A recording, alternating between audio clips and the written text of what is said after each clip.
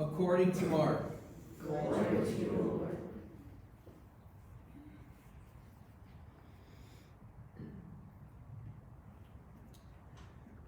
On that day, when evening came, Jesus said to his disciples, "Let us go over to the other side."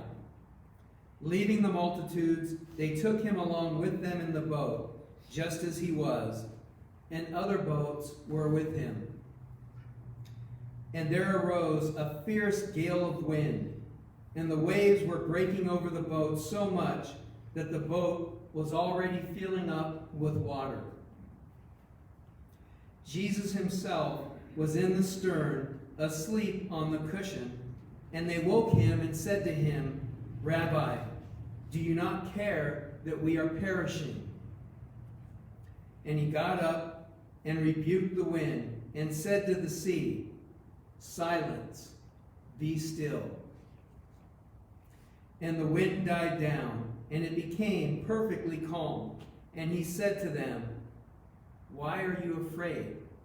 Do you still have no faith?"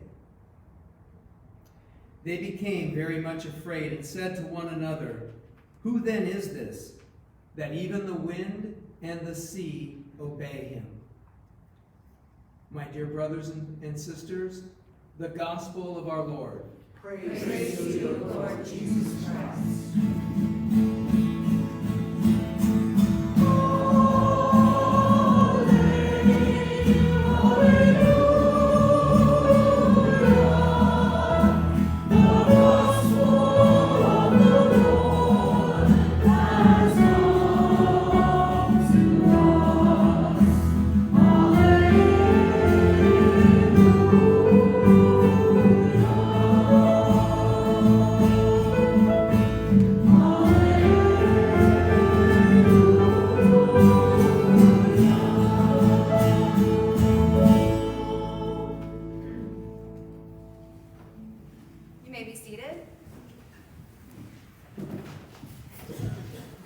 Good morning. Good morning. And I have to say, you're a nice looking bunch of people without those masks on here.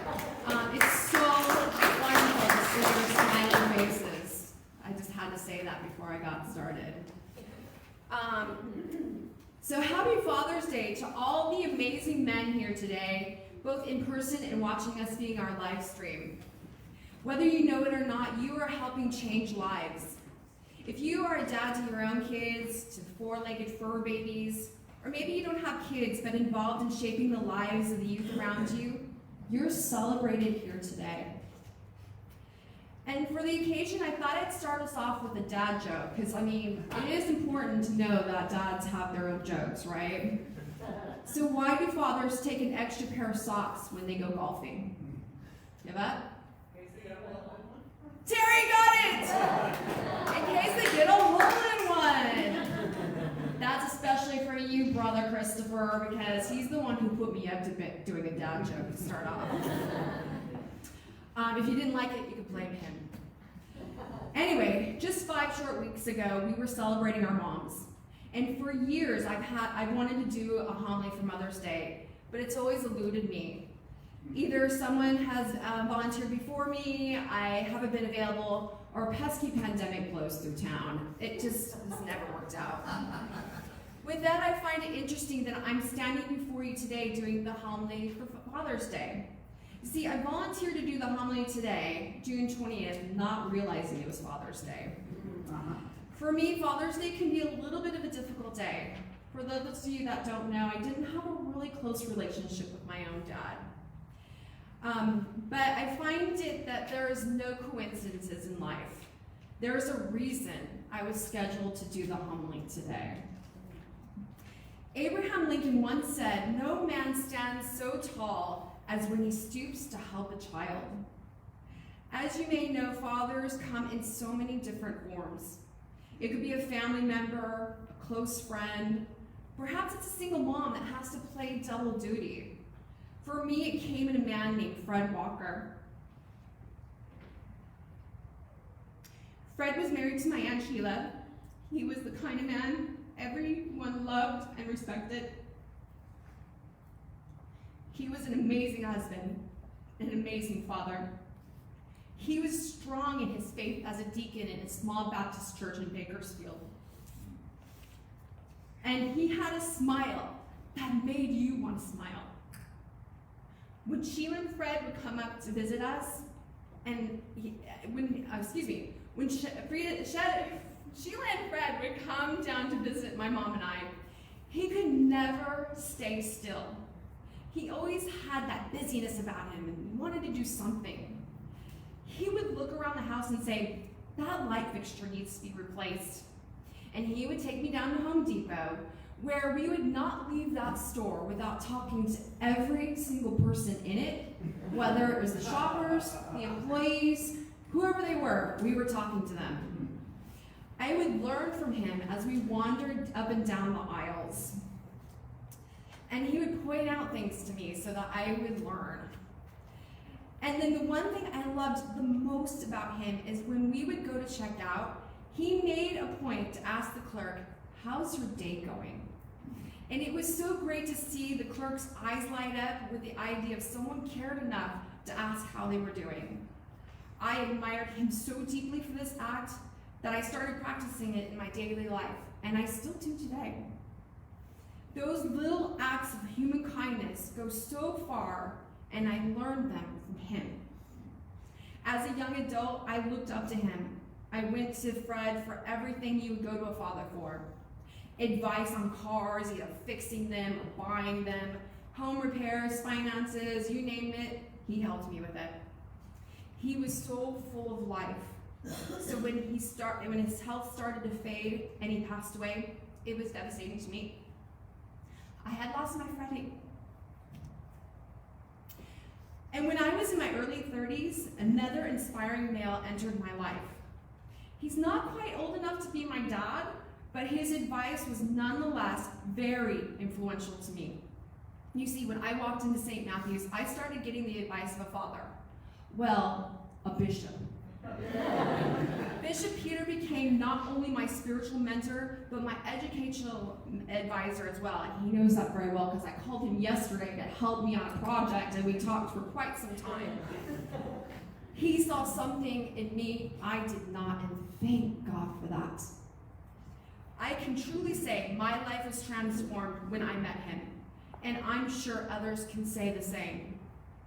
Last week when we were on the altar together, he leaned over to me and said, "You and Father Chinapa make me feel safe," as we helped him up and down the stairs.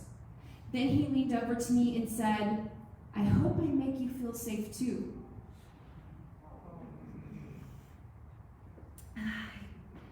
Bishop Peter, you make me feel safe, just like a father would.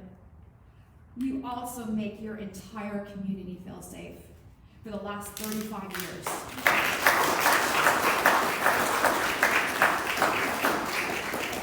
From the bottom of my heart, thank you. I've heard some people say that when you don't have a close relationship to your own father, it may be difficult to have a close relationship with God. For me, that could not be further from the truth.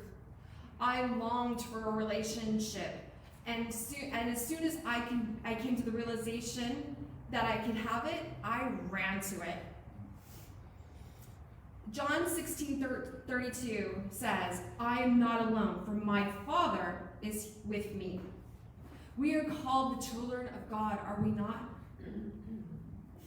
My life was enriched with the knowledge that I did have a Father looking out for me, guiding me.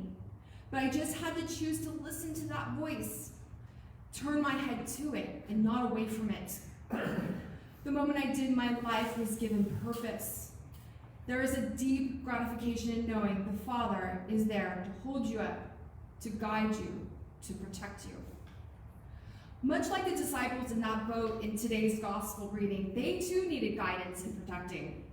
Like a father, Jesus comes to their rescue. Think, how many times did your dad come to your rescue?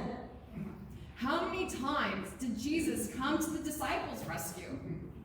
Quite a lot, right? But he also gives them a bit of a scolding, doesn't he? It's like, come on, haven't I told you before to have faith? It's like you can see the look, and you know that look. The one that your dad gave you, gives you, the one that instills the fear of God in you. You know, the one that makes you stop dead in your tracks and go, oh no, but you probably use some other choice words.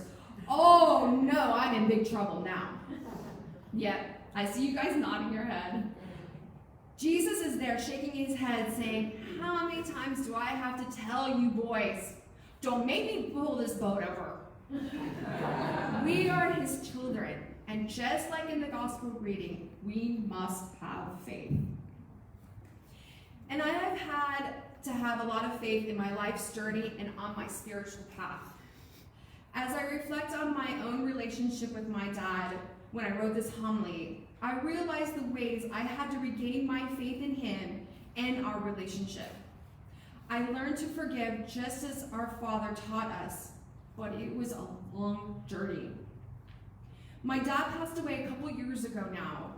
Before he did, we had the opportunity to confess our love to one another, making sure the words were said and leaving all the rest of it behind. At the beginning of this homily, I said there are no coincidences. I'd like to share a story with you that's very deep and close to my heart.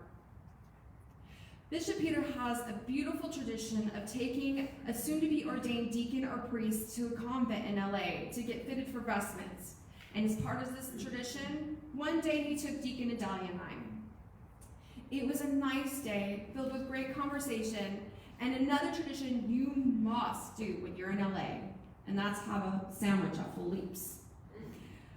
A couple of months later, I went back to the convent to pick up my vestments. I noticed a display on the counter, a display of these name cards. You know, the ones that have the person's name on it, and then it kind of gives a description of the name? One of the cards was pulled out and sitting on top of the display, kind of askewed. I mean, it might as well have had a neon sign over it. It was that visible. It wanted to be seen. And I did notice it. When I saw the name on the card, it took my breath away. The name on the card was Jerry, my dad's name. I knew at the very moment he was with me. There was many moments in my life he was missing, some by his design, some by my own. Pride often got in the way. At that moment, he was letting me know, I'm here. Tam, I'm proud of you. I love you. God teaches forgiveness, and I learned it. He melts hearts. That card being right there on such an important occasion in my life was no coincidence. It was a God moment. I needed to know he was with me. On this Father's Day, make sure you tell the dads or those people that are like a dad in your life how much they mean to you. Tomorrow is not promised. Tell them how much you love them today. I'll go first. Dad, I love you, and happy Father's Day. And that, my brothers and sisters, is the gospel of the Lord. Amen.